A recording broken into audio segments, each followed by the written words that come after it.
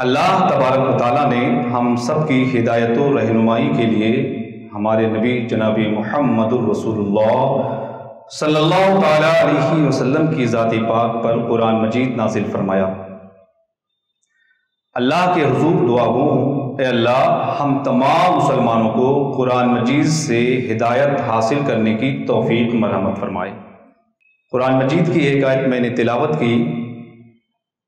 اللہ تبارک و تعالیٰ ارشاد فرماتا ہے وَلَا تَسْتَوِي الْحَسَنَةُ وَلَا السَّيِّئَةُ، نیکی اور بدی دونوں برابر نہیں ہیں۔ ادفع باللتی ہی احسن، برائی کو سب سے احسن طریقے سے دور کر دو۔ دور کرنے کا انداز یہ ہو کہ جس کے اندر برائی ہے اگر وہ تمہارا گہرا سے گہرا دشمن ہے، گہری دوستی میں تبدیل ہو جائے۔ اللہ فرماتا ہے کالذی بین عداوۃ کانہ ولی حمیم، اگر تمہارے اور اس کے درمیان کوئی دشمنی ہے تو ایسا طریقہ اپناؤ کہ وہ دشمنی دوستی میں تبدیل ہو جائے۔ اللہ تعالی ہمیں اس طریقے کو اپنانے کا حکم فرما رہا ہے۔ وہ طریقہ کس کا ہو سکتا ہے؟ ایک سے ایک بادشاہ دنیا میں آئے جنہوں نے روئے زمین پر جو ہے اپنی سلطنت قائم کی، کیا ان کا کوئی طریقہ ہم اپنا لیں؟ بے شمار بادشاہ آئے، طاقتور آئے، دانشمند آئے۔ چونکہ ہمارا ایمان قرآن مجید پر ہے تو ہم قرآن مجید ہی سے پوچھتے ہیں اے قرآن تو ہمیں راستہ دکھا کہ کون سا طریقہ سب سے بہتر ہوگا۔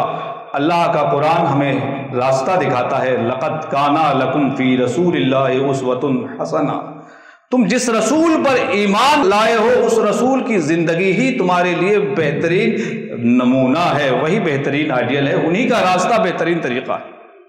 اللہ تعالی ہم تمام مسلمانوں کو اپنے نبی کے طریقے کو اپنانے کی توفیق مرحمت فرمائے کہ نبی کا طریقہ جو اپناتا ہے، جس کے ساتھ وہ برتاؤ کرے گا، اس کا دشمن بھی ہوگا تو وہ گلے لگا کر دوست بن جائے گا۔ آئے نبی کریم رؤوف الرحیم علیہ تحت و تسلیم کے چند طریقے صرف ہم سنتے ہیں۔ چونکہ آج مختصر سی گفتگو کا مجھے موقع ملا، بس مختصر گفتگو ہوگی، دو چند ہی باتیں ہوں، دو چند طریقہ ہی نبی کا ہم اپنا لیں تو اللہ تعالی ہماری دنیا بھی سنوار دے گا، آخرت بھی سنوار دے گا۔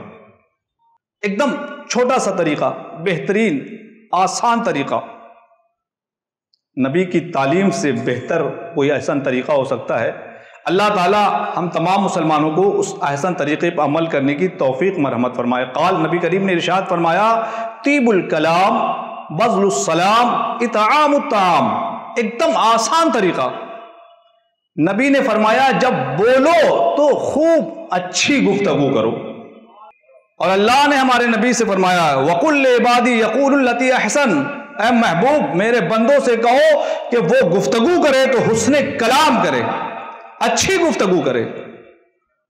اچھی گفتگو کی خوبی یہ ہے کہ اگر آپ خوب خیرات زکوٰۃ کرنے والے ہیں اور اس کا چرچا بھی چاہتے ہیں کہ ہمارا چرچا بھی ہو، تو اس لیے جو لینے والے ہیں وہ چاہتے کہ میرے بارے میں علم نہ ہو، تکلیف ہوتی ہے، تو اللہ فرماتا ہے کہ اس سے بہتر ہے کہ اس خیرات اور صدقات کا اعلان کرنے سے بہتر ہے کوئی اچھی بات کسی کو بتا دیتے۔ اللہ کا کلام ہے قول معروف ومغفرۃ خیر من صدقۃ یتبعها اذی واللہ غنی حلیم، اچھی بات بولنا، کسی کو معاف کر دینا، یہ اس صدقہ سے بہتر ہے جس صدقے کے بعد کسی کو اذیت پہنچائی جاتی ہے۔ واللہ غنی حلیم، اللہ کو کسی کی حاجت نہیں، اللہ بے نیاز ہے، نہایت ہی بردبار ہے۔ اللہ تعالی ہم تمام مسلمانوں کو جب ہم بولیں تو اچھی بولی بولنے کی توفیق مرحمت فرمائے۔ یہ اچھی بولی صرف ہماری دنیا ہی نہیں سنوارے گی، آخرت میں بھی یہ ہمارے سرخوری کا ذریعہ بنے گا۔ نبی کریم رؤوف الرحیم علیہ تحت و تسلیم ایک محفل میں جہنم کا ذکر فرما رہے تھے۔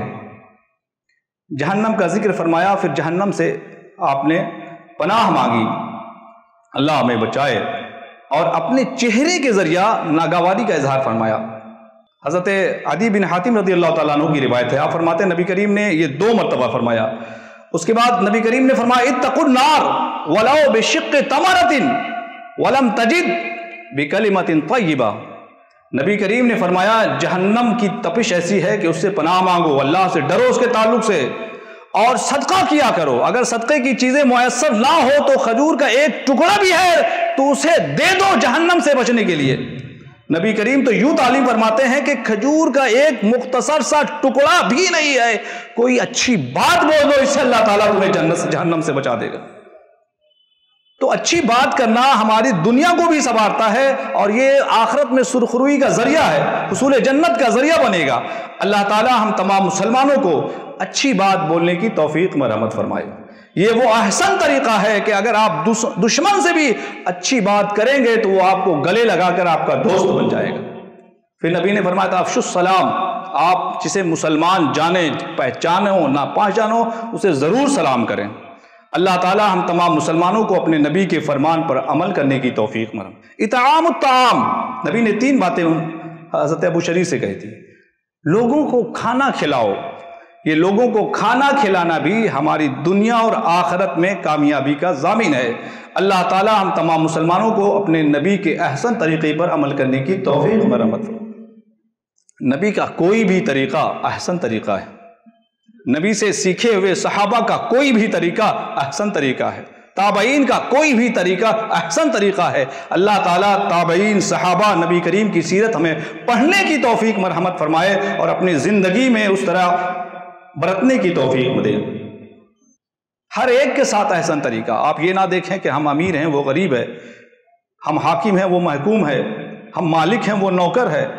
آپ سیرت طیبہ کا مطالعہ کریں گے، حضرت انس نبی کریم رؤوف الرحیم علیہ تہت و تسلیم کے خادم تھے۔ آپ نے فرمایا میں جتنے سال رہا کبھی آپ سے کچھ تکلیف کی کوئی بات اف تک نہیں سنا، لا نہیں سنا۔ ایک حدیث میں سنا رہا ہوں اس موقع سے، نبی کریم رؤوف الرحیم علیہ تہت و تسلیم ارشاد فرماتے ہیں، حضرت ابو ہریرہ رضی اللہ تعالیٰ عنہ سے مروی ہے کہ تمہارے جو خادم ہوتے ہیں وہ تمہارے بھائی ہوتے ہیں۔ یہ احسن طریقہ ہے۔ ہم ذہنی طور پر اپنی دکان ہے اس میں نوکر رکھتے ہیں کام کرنے کے لیے، ضرورت مند کہیں بھی خادم رکھتے ہیں تو ہمارا ذہنی ہوتا ہے نا وہ دوری کا رہتا ہے، ہم مالک ہیں وہ نوکر ہے، نہیں، نبی کریم کی تعلیم ہے وہ تمہارا بھائی ہے۔ نبی کریم یوں تفصیل کرتے ہیں کہ جو تم کھاؤ اسے کھلاؤ، جو پہنو اسے پہناؤ، جتنی اسے طاقت ہے اتنا ہی کام دو، طاقت سے زیادہ کام، اور کبھی ایسا ہو کہ لگے کہ طاقت سے زیادہ کام ہے اس کے پاس تو خود اس میں معاون بن جاؤ، اس کی مدد کرو۔ یہ احسن طریقہ ہے گلے لگانے کا۔ اللہ تعالیٰ ہم تمام مسلمانوں کو سیرت طیبہ سے احسن طریقہ سیکھنے اور اس پر عمل کرنے کی توفیق مرحمت فرمائے۔ نبی کریم نے تو احسن گلے لگانے کے لیے یہاں تک ہمیں تعلیم دی ہے کہ کوئی گناہ تک کر لے تو اس سے نفرت نہ کرو۔ اگر اس کے گناہ کو دور کرنا ہے تو نفرت کریں گے تو اس کا گناہ دور کیسے ہوگا؟ اس کے گناہ سے نفرت کرو لیکن گناہگار سے نفرت نہ کرو۔ ایک شخص جو ہے نبی کریم رؤوف الرحیم علیہ تہت و تسلیم کی بارگاہ میں حاضر ہوا اور عرض گزار ہوا، یا رسول اللہ میں نے روزے کی حالت میں اپنی بیوی سے صحبت کر لی ہے۔ نبی کریم کی بارگاہ میں وہ عرض گزار ہوتا ہے، نبی کریم کفارہ کا حکم دیتے، آپ فرماتے ہیں کہ کیا تمہارے پاس اتنی طاقت ہے غلام آزاد کر سکو؟ اس نے کہا یا رسول اللہ میں اتنی طاقت نہیں رکھتا۔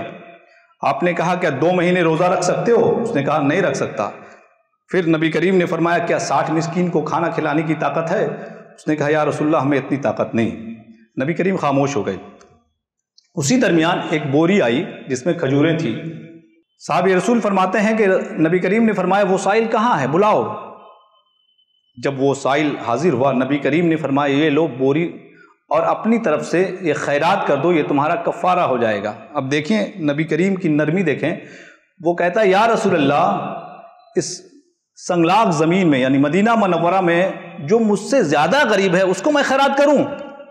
مجھ سے بھی زیادہ غریب ہے۔ اس کا کہنا یہ تھا کہ اس سنگلاخ زمین یعنی مدینے میں مجھ سے زیادہ غریب کوئی نہیں ہے۔ نبی کریم مسکرا دیے، آپ کا دندان مبارک بھی ظاہر ہوا، مسکرا دیے۔ آپ نے فرمایا اچھا جاؤ اسے اپنے گھر والے کو کھلا دو، یہی تمہاری طرف سے کفارہ ہو جائے گا۔